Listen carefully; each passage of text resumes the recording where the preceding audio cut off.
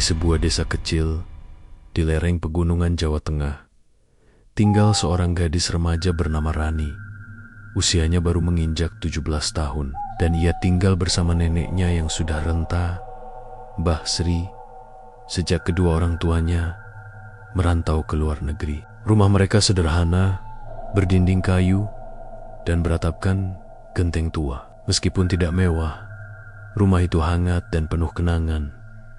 Suatu sore, langit mendung menggantung rendah. Rani baru pulang dari sekolah, dan seperti biasa, ia membantu Mbah Sri memasak di dapur, lalu menyapu halaman. Angin sore membawa harum tanah basah dan bisikan daun-daun jati yang gugur. Saat malam mulai turun, Mbah Sri duduk di balai bambu sambil memintal benang.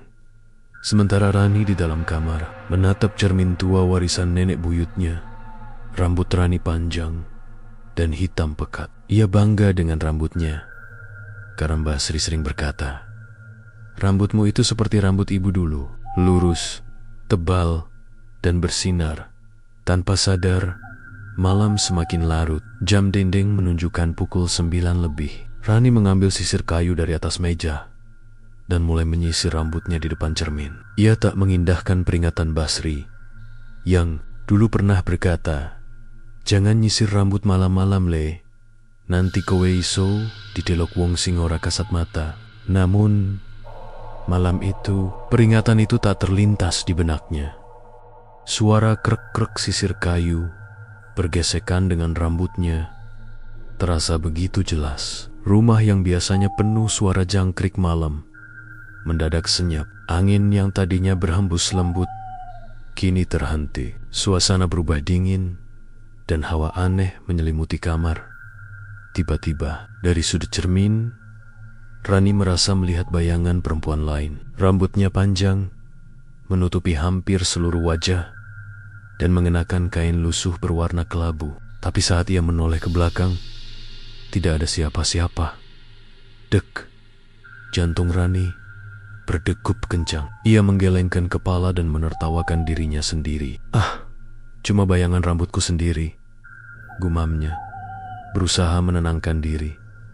Ia pun menyisir lagi. Namun kali ini, sisirnya tersangkut, seolah ada tangan lain yang menahannya. Saat ia mencoba menarik sisir itu, telinganya menangkap suara pelan, berbisik di dekat lehernya. "Ayu, kok nyisir?" "Ya, malam-malam begini." Suara itu lirih, seperti napas yang terhembus dari balik kabut. Rani membeku. Sisir jatuh ke lantai. Ia merinding dari kepala sampai kaki. Dengan cepat, ia menoleh tidak ada siapa-siapa di belakangnya. Rani langsung berlari keluar kamar. Napasnya memburu. Ia mendapati Mbah Sri masih duduk di balai. Namun, wajahnya berubah tegang melihat cucunya yang pucat. "Ada apa, Nduk?" tanya Mbah Sri. Rani terdiam. Ia tidak tahu harus menjelaskan apa, tapi air matanya mulai menetes tanpa sadar. Dengan pelan, Mbah Sri berdiri, memeluk Rani, lalu berbisik, "Kowe nyisir rambut maling-maling?" Rani hanya mengangguk. Mbah Sri menarik napas panjang, kemudian berkata, "Aku wis senggeling. Orang dulu percaya nyisir rambut malam hari itu bisa ngundang mereka. Perempuan yang dulu mati penasaran, yang masih pengin merasain jadi cantik. Mereka suka iri sama gadis seperti kamu." Malam itu, Rani tidur di dekat Mbah Sri, tapi tidurnya tak. Dalam mimpinya, ia melihat sosok perempuan berambut panjang duduk di depan cerminnya, menyisir rambut dengan sisir kayu yang sama. Setiap sapuan sisir membuat rambutnya bertambah panjang dan gelap. Tapi wajah perempuan itu bukan wajah manusia. Ketika pagi tiba, Rani terbangun dengan keringat dingin. Sisir kayunya ditemukan di bawah cermin, retak di bagian gagangnya. Tak ada yang tahu bagaimana bisa begitu. Namun, sejak malam itu, Rani bersumpah pada dirinya sendiri tak akan pernah menyisir rambut di malam hari lagi. Dan bagi mereka yang tinggal di desa itu, cerita tentang setan wanita penyisir malam bukan sekadar dongeng, tapi peringatan. Pagi itu, Rani bangun lebih awal dari biasanya. Matanya masih sembab karena kurang tidur, tapi ia memaksa dirinya untuk bangkit. Sinar matahari menerobos sela-sela jendela kayu, mengusir sedikit hawa dingin, sisa mimpi buruk yang membekas di pikirannya. Mbah Sri sudah duduk di dapur, menjerang air untuk membuat teh. Suara kayu yang terbakar di tungku, aroma teh melati, dan suara burung pipit yang berkicau di luar seharusnya membuat suasana terasa tenang. Namun bagi Rani, pagi itu masih diliputi perasaan was-was. "Bo, semalam aku benar-benar lihat sosok itu," kata Rani pelan, sambil duduk di lantai dekat dapur. Mbah Sri menoleh, wajahnya serius. "Kadang yang kita lihat itu memang bukan mimpi, Nduk. Apalagi kalau waktu-waktunya pas, tengah malam, sunyi, dan kamu nyisir rambut. Itu waktu-waktu di mana makhluk halus paling suka jalan-jalan," jawab Mbah Sri. Suaranya tenang, tapi berat. Rani menggenggam cangkir tehnya erat-erat. Ia merasa bersalah karena mengabaikan nasihat Mbah Sri. Namun ia juga diliputi rasa penasaran siapa sebenarnya sosok perempuan itu. Sejak malam itu, kejadian-kejadian aneh mulai bermunculan. Mulanya hal kecil, suara langkah di loteng, bunyi ketukan lembut di jendela saat malam sudah larut. Rani pikir mungkin itu hanya tikus atau ranting tertiup angin, tapi semua berubah ketika suatu malam ia melihat sesuatu yang tak bisa dijelaskan. Malam itu, sekitar pukul 11, Rani terbangun karena suara seperti orang memanggil dari luar kamar. "Rani, Rani."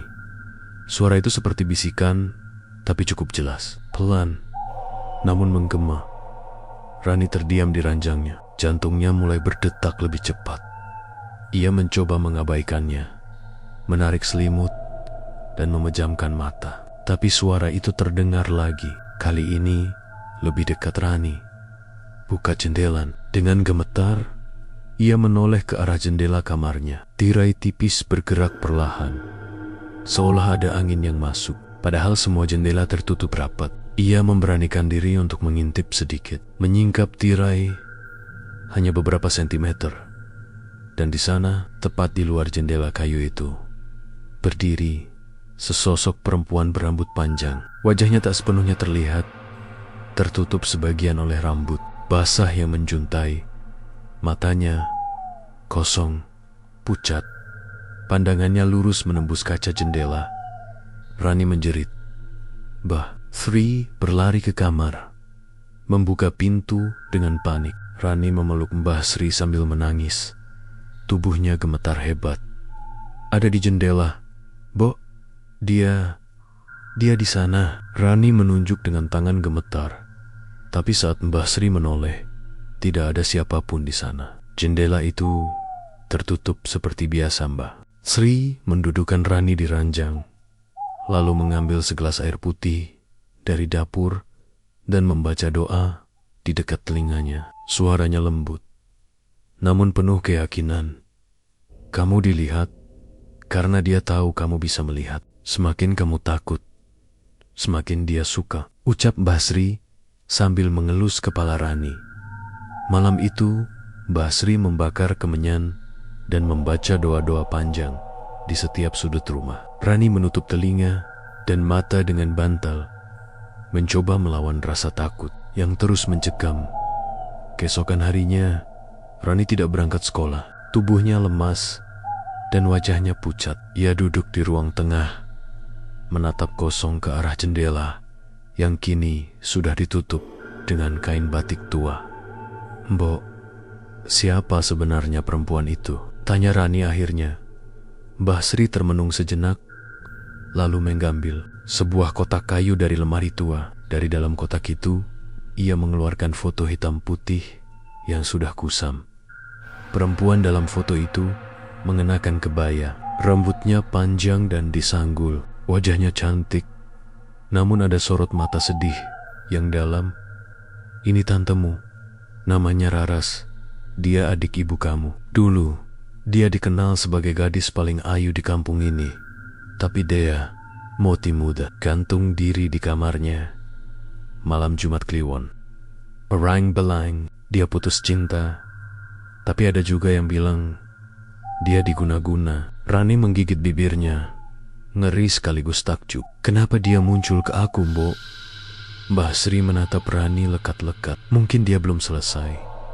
Mungkin dia ingin sesuatu dari kamu. Tapi satu yang pasti, dia sudah bukan manusia lagi. Dan kamu harus kuat. Hari-hari berikutnya, Rani mulai merasakan bahwa kehidupannya tak akan sama lagi. Setiap malam menjelang, bayangan perempuan di jendela kadang datang, kadang hanya menyisakan suara. Rumah yang dulu terasa hangat, kini seolah menyimpan rahasia masa lalu yang belum terungkap.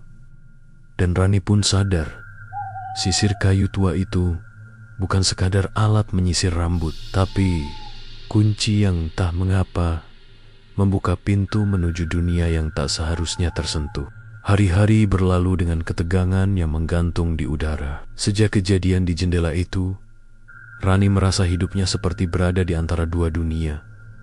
Dunia nyata tempat ia bersekolah dan membantu Mbah Sri di rumah, dan dunia lain yang penuh bayangan dan suara-suara yang tak bisa dijelaskan dengan akal sehat. Setiap malam, ia tidur dengan lampu menyala. Tirai jendela kini diganti dengan kain hitam tebal, dan cermin tua di kamarnya ditutup kain putih. Namun, tak ada yang bisa benar-benar menghalangi kedatangan sosok perempuan itu. Sosok yang semakin sering muncul dalam mimpinya. Dalam mimpinya, Rani sering berada di kamar yang berbeda, bukan kamarnya sendiri, melainkan kamar lawas bergaya zaman. Dahulu, dindingnya dari papan kayu, dengan lampu gantung temaram dan suara gamelan halus di kejauhan. Di tengah ruangan itu, ada meja rias kayu tua, dan duduk di depannya perempuan yang sama. Raras. Perempuan itu menyisir rambutnya perlahan, berulang-ulang, dengan sisir kayu yang sangat mirip dengan milik Rani. Setiap kali ia menyisir, darah menetes dari kulit kepalanya. Namun ia tetap melakukannya dengan wajah tanpa ekspresi.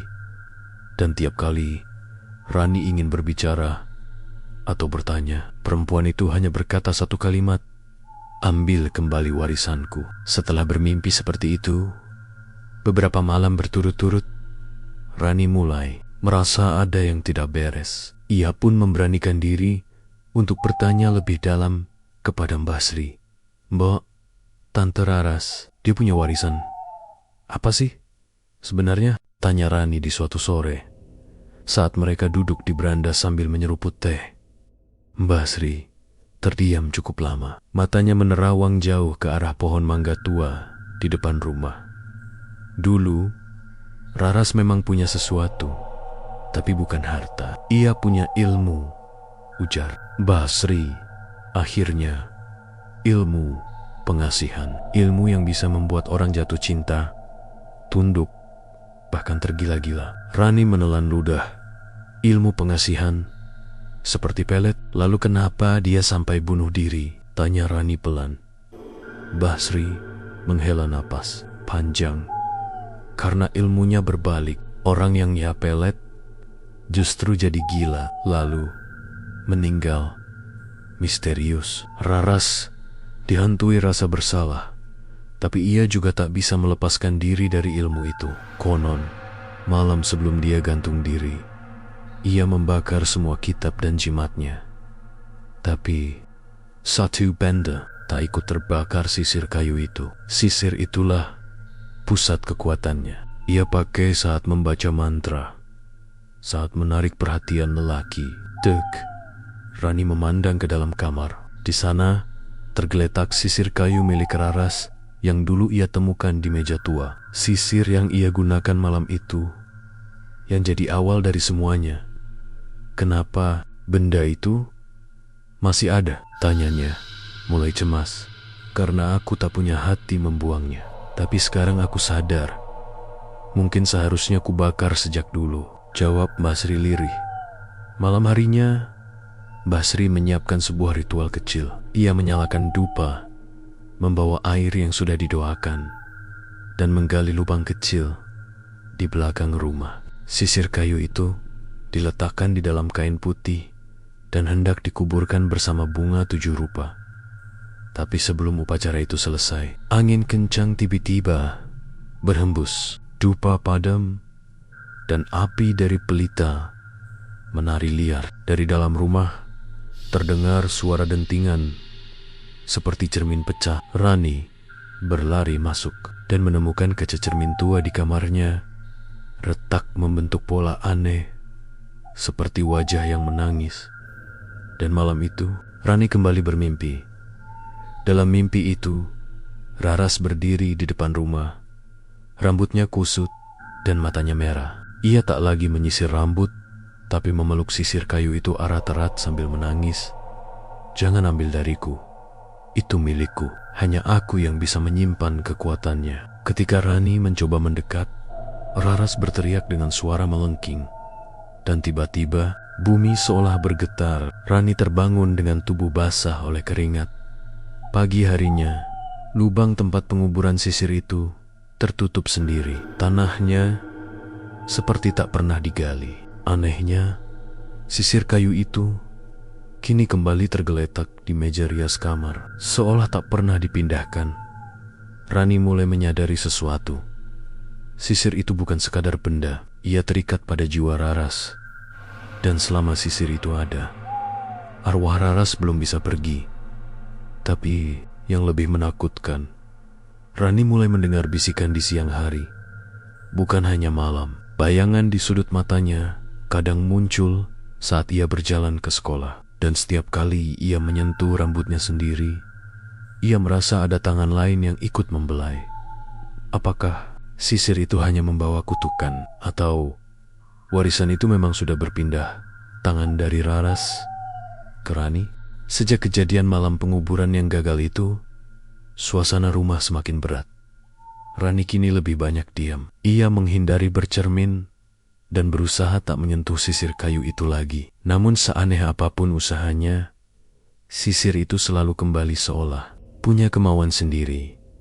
Pernah suatu hari, ia meletakkannya di dapur, lalu pergi ke sekolah. Saat pulang, sisir itu sudah ada di kamar, tepat di atas bantal tidurnya. Mbah Sri menyadari perubahan pada cucunya. Wajah Rani tampak pucat, pandangannya kosong, dan sesekali ia bicara sendiri tanpa sadar. Mbah Sri pun memutuskan untuk mendatangi seseorang yang sudah lama ia hindari. Tapi mungkin satu Satania yang bisa membantu. Namanya Mbah Dargo. Dulu ia dikenal sebagai dukun tua di desa sebelah. Ia tinggal di pinggir hutan bambu, hidup sendirian. Orang-orang bilang Mbah Dargo bisa melihat dan mengobrol dengan dunia yang tak kasat mata. Banyak warga datang padanya saat menghadapi gangguan makhluk halus. Tapi Mbah Sri memilih menjauh karena takut urusannya akan makin rumit. Namun kini Mbah Sri merasa tak ada pilihan lain. Setelah mengantar Rani tidur, Mbah Sri berjalan sendirian ke rumah Mbah Dargo. Menembus gelapnya malam, di sana ia menceritakan semuanya tentang Raras, tentang sisir, tentang Rani yang semakin tidak seperti dirinya sendiri. Mbah Dargo mendengarkan dengan tenang, lalu mengambil segenggam abu dari perapian dan meletakkannya di telapak tangannya. "Aku sudah dengar tentang Raras sejak dulu," gumamnya lirih. "Ia bukan hanya belajar ilmu pengasihan, ia punya perjanjian." "Perjanjian?" tanya Mbah Sri kaget. Mbah Dargo mengangguk pelan. "Raras belajar dari orang pintar, dari Gunung Lawu. Tapi setiap ilmu yang kuat ada bayarnya. Ia berjanji untuk menjaga benda pusaka sisir itu. Jika sampai benda itu dibuang, arwahnya tak akan tenang. Tapi jika warisan itu berpindah ke keturunannya, perjanjiannya hidup kembali." Mbah Sri merinding. "Berarti sekarang Rani?" "Ya," jawab Mbah Dargo. "Rani sudah tersambung. tapi belum terlambat. Mbah Dargo memberikan sebuah bungkusan kecil berisi kain kafan, garam, dan potongan daun bidara. Ia juga menyuruh Mbah Sri untuk mencari sebuah benda yang bisa jadi penghubung terakhir antara Raras dan dunia ini. Sesuatu yang sangat pribadi. Kau harus temukan apa yang disembunyikan Raras dulu. Biasanya sesuatu yang penting ia simpan di tempat yang tak terlihat, tempat yang dekat tapi tersembunyi. Malam itu, Mbah Sri pulang sambil membawa bungkusan dari Mbah Dargo. Saat tiba di rumah, ia menemukan Rani sedang duduk sendiri di kamar dalam kondisi setengah sadar, menatap kosong ke arah meja rias. Dia datang. "Bo," suara Rani lirih, matanya merah. Dia duduk di sana, menyisir rambutku. "Bukan aku yang nyisir, Bo." Tangannya dingin banget. Mbah Sri segera menyiramkan air doa ke kepala Rani, lalu membacakan ayat-ayat Al-Quran. Pelan-pelan, Rani tenang dan tertidur. Setelah memastikan cucunya tertidur pulas, Mbah Sri mulai mencari benda yang dimaksud Mbah Dargo. Ia menggeledah kamar peninggalan Raras yang sudah lama ditutup. Di sana berdebu, penuh sarang laba-laba, dan aroma kayu tua begitu pekat. Di sudut kamar, ada meja kecil dengan loci-laci berkarat. Saat Mbah Sri membuka salah satu lacinya, ia menemukan sesuatu yang membuatnya tercekat. Gumpalan rambut panjang, hitam, dan masih terikat rapi dengan pita merah. Di bawahnya, ada sehelai kertas kecil bertuliskan tangan. "Rambut ini aku potong malam terakhir. Biarlah ini jadi pengikat antara aku dan warisanku." Kelak, Mbah Sri langsung menggigil. Ini yang dimaksud Mbah Dargo, pengikat antara dunia Raras dan dunia nyata. Tanpa membuang waktu, ia membawa rambut itu bersama sisir kayu ke halaman belakang. Ia menyiapkan air dari Mbah Dargo, menaburkan garam, dan mulai membacakan doa-doa sambil membakar rambut dan sisir itu di atas bara api. Asapnya tebal dan hitam, berbau aneh, seperti rambut terbakar dan dupa campur tanah basah. Angin berhembus kencang, seolah ada yang marah. Tiba-tiba dari dalam rumah terdengar jeritan Rani. Mbah Sri berlari masuk, menemukan Rani duduk di ranjang sambil menutup telinga, menangis. Dia marah. "Bo," dia bilang, "aku pengkhianat. Dia mau tarik aku bersamanya." Mbah Sri memeluk Rani erat, membaca doa lebih keras lagi. Di luar, api membubung tinggi, lalu tiba-tiba padam sendiri. Dan saat itu juga, suasana menjadi sunyi, sangat sunyi. Rani perlahan berhenti menangis. Matanya yang tadinya merah kembali normal. Nafasnya pelan dan tenang. Dan malam itu, untuk pertama kalinya setelah berminggu-minggu, Rani bisa tidur nyenyak. Pagi harinya, sisir kayu itu tak lagi muncul, dan mimpi-mimpi tentang Raras menghilang. Rumah menjadi lebih terang, tak lagi dingin atau penuh bayangan. Namun jauh di dalam hati Rani, ia tahu apa yang terjadi bukan akhir dari segalanya. Warisan itu telah terputus, tapi bekasnya masih ada.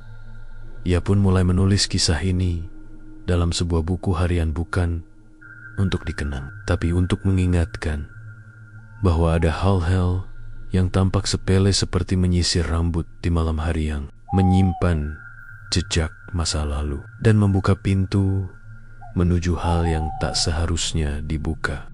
Sudah hampir seminggu sejak sisir kayu dan gumpalan rambut itu dibakar.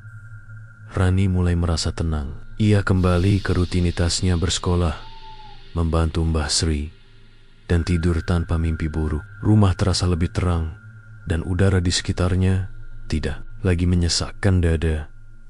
Namun, ketenangan itu tidak bertahan lama.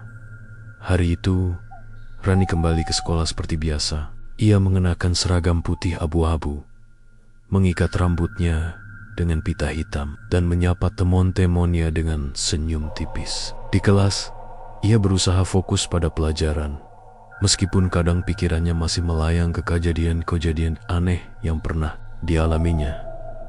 Namun, Saat jam istirahat kedua, sesuatu terjadi. Ketika Rani hendak ke kamar mandi di pojok sekolah yang agak sepi, ia merasa seperti diikuti. Langkah-langkahnya menggema di lorong panjang yang sepi, karena murid-murid lain berkumpul di kantin. Tapi suara langkah di belakangnya tak berhenti, meski ia tahu tak ada siapapun. Sesampainya di kamar mandi, ia menoleh cepat. Kosong. Namun ketika ia membuka pintu kamar mandi dan masuk, cermin di atas wastafel langsung berembun. Padahal tak ada air panas atau uap di cermin itu. Muncul tulisan dari embun. "Aku belum pergi." Rani mundur perlahan. Tubuhnya gemetar. Ia berbalik dan langsung berlari keluar kamar mandi. Jantungnya berdebar keras. Di lorong sekolah, ia menabrak seorang guru dan dijewer karena dianggap panik tak jelas. Setelah itu, kejadian aneh mulai terjadi di sekolah. Satu persatu teman sekelas Rani mengeluhkan mimpi buruk. Ada yang melihat bayangan perempuan duduk di kelas saat malam. Ada juga yang merasa rambut mereka ditarik saat tidur. Siang di perpustakaan. Yang paling parah, seorang siswa bernama Dito mendadak kerasukan saat pelajaran olahraga. Ia menjerit-jerit dan menyebut nama Rani berulang-ulang. Suaranya berubah menjadi berat dan penuh dendam. "Dia milikku. Dia harus meneruskan warisan itu." Seketika seluruh sekolah panik. Dito pingsan dan harus dibawa ke UKS. Guru agama dipanggil untuk membacakan doa dan kepala sekolah mulai mendiskusikan untuk memanggil ustadz dari luar. Rani makin merasa bersalah. Ia yakin semua ini masih berhubungan dengan arwah Laras. Tapi kenapa? Bukankah sisirnya sudah dibakar? Bukankah rambutnya sudah dikubur?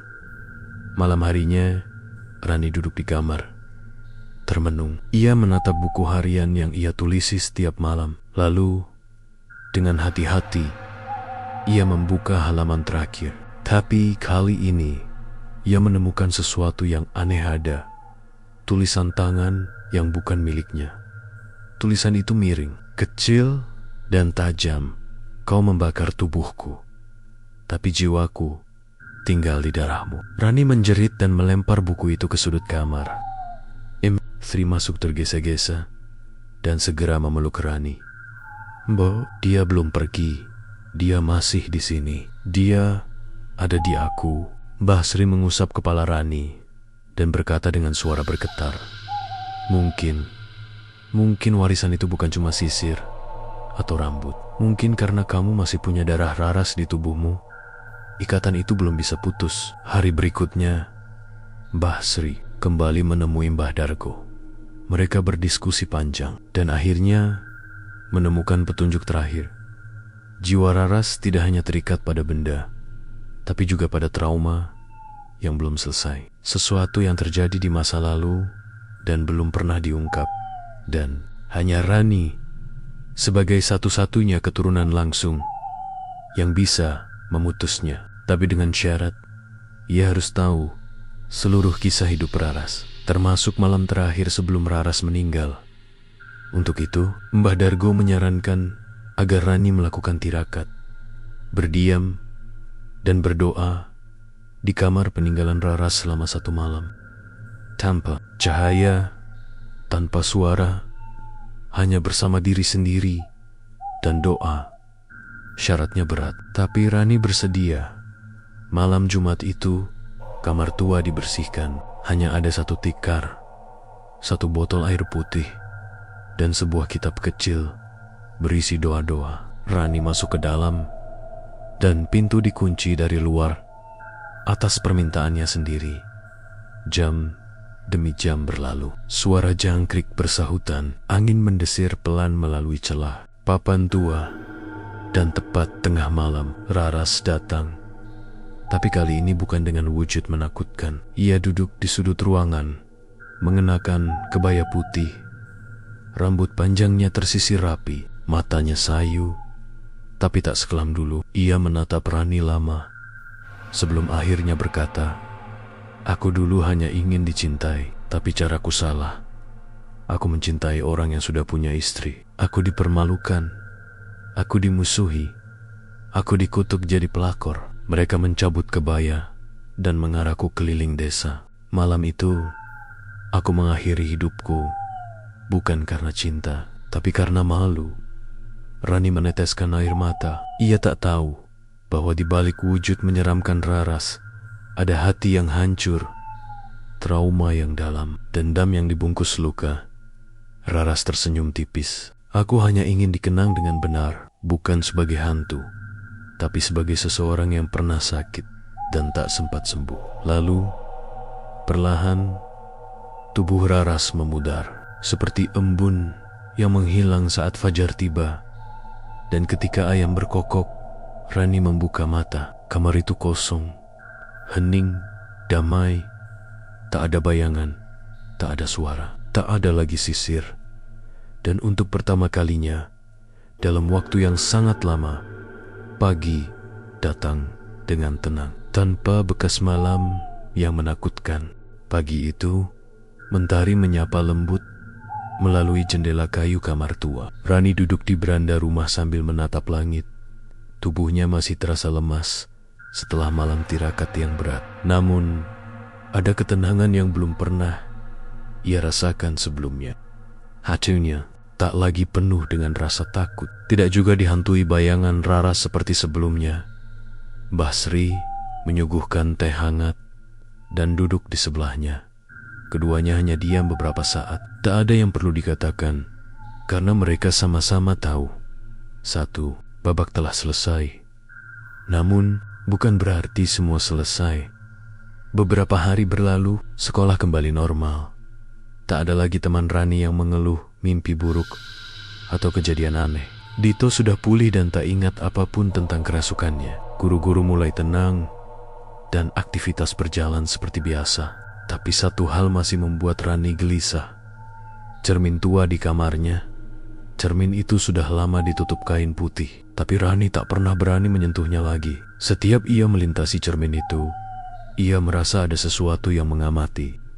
Bukan seperti Raras, melainkan sesuatu yang lebih dalam, lebih tua, dan lebih kelam. Suatu malam, saat Mbah Sri tertidur dan hujan turun rintik-rintik, Rani memberanikan diri mendekati cermin itu. Ia berdiri di depan kain penutupnya, memegang ujung kain itu sambil membaca doa dalam hati. Lalu dengan perlahan, ia menarik kain putih itu.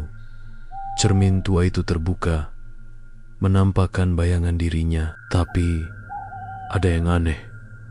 Bayangan di dalam cermin tidak mengikuti gerakannya. Saat Rani mengangkat tangan, bayangannya tidak bergerak. Saat Rani mundur satu langkah, bayangan itu tetap diam. Lalu tiba-tiba, bayangan itu tersenyum, sementara Rani tidak. Akhirnya kamu melihatku, bisik suara dari dalam cermin. Rani terpaku. Suara itu bukan suara Raras. Ia lebih berat, seperti suara dari dalam tanah. Bayangan di cermin berubah, kulitnya pucat, matanya kosong, dan dari rambutnya menetes darah. Raras hanyalah gerbang, tapi aku adalah akar dari segala ilmu itu. Dan sekarang kau sudah membuka pintunya. Tiba-tiba kaca cermin bergetar. Retek-retek kecil mulai muncul di tepinya. Rani menjerit dan menjatuhkan kursi. Mbah Sri terbangun dan berlari masuk ke kamar. Rani menunjuk ke arah cermin. Bo, ada sesuatu di sana. Bukan Raras. Lebih tua, lebih jahat. Mbah Sri menatap cermin itu. Matanya terbelalak. Astagfirullah, itu bukan milik Raras. Itu milik Eyang Rengganis, nenek buyut kita yang dulu dikenal sebagai penarik jiwa. Ternyata, jauh sebelum Raras, ada leluhur perempuan dalam keluarga mereka yang dikenal memiliki ilmu sangat tinggi. Orang-orang memanggilnya Eyang Rengganis. Konon, ia bisa membaca isi hati orang, menarik kekuatan lewat rambut, dan mengikat jiwa ke dalam benda-benda saat meninggal. Sebagian jiwanya diyakini terperangkap dalam cermin, warisan cermin yang selalu diwariskan turun-temurun pada keturunan perempuan. Raras memang memiliki sisir dan rambut, tapi ternyata cermin itu adalah sumber yang lebih kuat, lebih lama, dan belum pernah diputus ikatannya. Mbah Sri pun menghubungi Mbah Dargo lagi. Kali ini mereka sepakat cermin itu harus dimusnahkan, tapi cara memusnahkannya tidak sesederhana memecahkan kaca. Mbah Dargo menjelaskan bahwa cermin semacam itu menyimpan jiwa dan bisa menjadi gerbang antara dunia manusia dan dunia gaib. Jika dipecahkan sembarangan, jiwa yang terperangkap bisa lepas dan masuk ke tubuh siapapun di dekatnya. Harus ditutup dari dalam, kata Mbah Dargo pelan. Rani bingung. Maksudnya, saya harus masuk ke dalam cermin? Mbah Dargo mengangguk. Hanya orang yang punya darah keturunan bisa masuk, tapi tidak untuk selamanya. Kamu harus masuk, hadapi pemiliknya, dan kunci cermin itu dari dalam. Setelah itu, kami akan menghancurkan cerminnya dari luar. Rani terdiam. Ia tak pernah membayangkan semua ini akan sampai sejauh ini. Tapi jika ia tidak mengakhiri semuanya sekarang, kelak mungkin anak atau cucunya akan mengalami hal yang sama. Ia tidak ingin kutukan itu terus berlanjut. Malam itu, ritual dilakukan. Cermin dipindahkan ke ruangan kosong, dikelilingi garam, lilin, dan doa-doa. Rani duduk di depan cermin, mengenakan kain putih, lalu meminum air doa terakhir. Mbah Dargo mulai membaca mantra, dan saat lilin terakhir padam, Rani terhisap ke dalam bayangan. Ia berada di dunia cermin. Langitnya kelabu, pohon-pohon kering, tanahnya penuh rambut-rambut panjang yang bergerak sendiri. Di tengah lapangan sunyi itu, berdiri sosok perempuan tua, mengenakan kebaya merah. Darah, wajahnya pucat, tapi matanya menyorot tajam. Eyang Rengganis.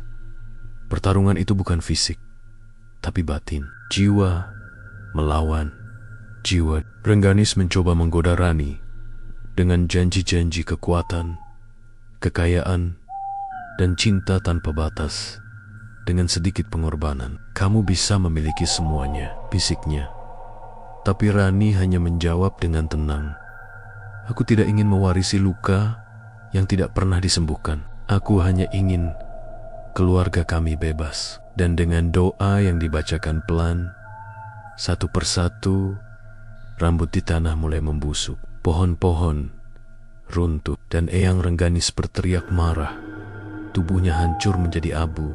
Dari luar, Mbah Dargo dan Mbah Sri melihat cermin mulai bergetar. Begitu tubuh Rani terpantul samar-samar dalam cermin, Mbah Dargo mengangkat batu besar dan melemparkannya tepat ke tengah kaca.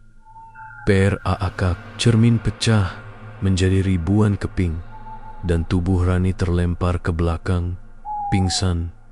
Saat ia terbangun, ia sudah di kamarnya. Di sekelilingnya ada wajah Mbah Sri, Mbah Dargo, dan beberapa tetangga yang membantu. Kamu berhasil, Le, ucap Mbah Sri sambil menangis. Cermin itu sudah hancur. Tak akan ada yang kembali. Rani menatap langit-langit kamar. Untuk pertama kalinya, ia merasa benar-benar bebas. Tidak ada sisir, tidak ada rambut, tidak ada cermin. Hanya dirinya sendiri dan masa depan yang bersih dari warisan gelap. Semenjak malam itu, kehidupan Rani perlahan kembali seperti semula. Ia kembali ke sekolah dengan hati tenang, tidur nyenyak, tanpa mimpi buruk. Dan yang paling terasa, udara di rumah itu terasa ringan. Tak ada lagi bisikan, suara langkah, atau bayangan hitam yang lewat di sudut mata. Cermin tua sudah hancur. Sisir kayu dan rambut Rara sudah lama dibakar dan dikubur. Tapi di dalam hati Rani, ia tahu bahwa semua pengalaman itu bukan hanya mimpi buruk yang harus dilupakan, melainkan sebuah pelajaran yang berharga. Beberapa minggu setelah kejadian itu, Mbah Sri memanggil Rani ke ruang tengah. Di sana, Mbah Sri duduk dengan wajah serius, memegang sebuah kotak kayu kecil yang terlihat tua. Le, Ini warisan keluarga kita yang terakhir.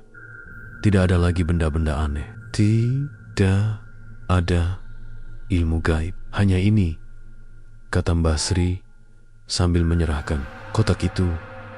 Rani membuka perlahan. Di dalamnya ada beberapa lembar surat tua, foto-foto hitam putih dari masa lalu, dan sebuah buku kecil berisi catatan tangan Raras.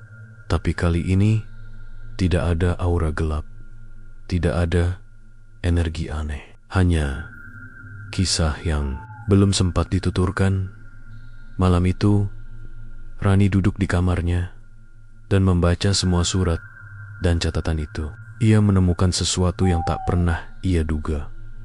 Ternyata Raras dulunya adalah seorang gadis cerdas dan penuh semangat. Ia suka membaca buku, menulis puisi, dan mengajar anak-anak di desa. Tapi masyarakat tak pernah melihat sisi itu.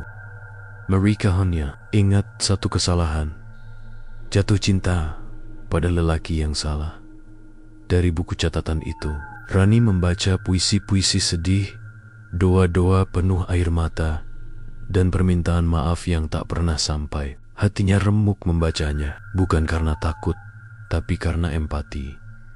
Ia akhirnya mengerti bahwa warisan sebenarnya dari para perempuan di keluarganya bukanlah kekuatan gaib, bukan pula kutukan, melainkan kesedihan yang tak pernah diungkapkan. Kesedihan yang akhirnya menjadi dendam. Dendam yang menjelma menjadi energi gelap. Esok harinya, Rani melakukan hal yang sederhana tapi bermakna. Ia menulis ulang kisah hidup Raras dalam bentuk cerita pendek. Ia beri judul yang tak pernah didengar. Itu ia kirimkan ke majalah sekolah dan dibacakan saat acara literasi. Semua orang terdiam. Beberapa guru meneteskan air mata. Tak ada yang tahu bahwa cerita itu adalah kisah nyata. Hanya Rani dan Mbah Sri yang tahu.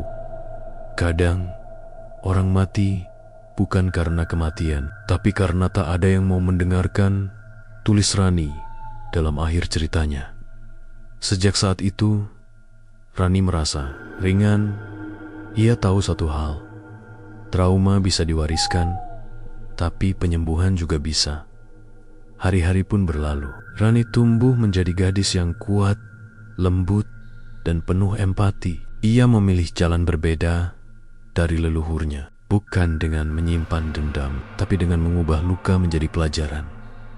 Beberapa tahun kemudian, Rani diterima di Universitas Negeri. Ia mengambil jurusan psikologi bukan karena ikat-ikatan, tapi karena ia ingin mendengar orang-orang yang selama ini suaranya diabaikan. Ia ingin menjadi tempat pulang bagi jiwa-jiwa yang terluka, seperti Raras, seperti dirinya dulu.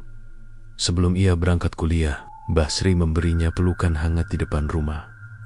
"Le, kamu adalah yang pertama memilih warisan baru, bukan kutukan, tapi kebaikan." Rani tersenyum dan mencium tangan Mbah Sri. "Mbok, aku cuma ingin jadi orang yang bisa mendengar sebelum semuanya terlambat." Dan dengan langkah pasti, Rani pun pergi meninggalkan kampung halaman. Matahari terbit di langit pagi. Tidak ada bayangan, tidak ada angin aneh, hanya suara burung dan harapan. Kisah ini berakhir, bukan dengan tangisan, tapi dengan pilihan.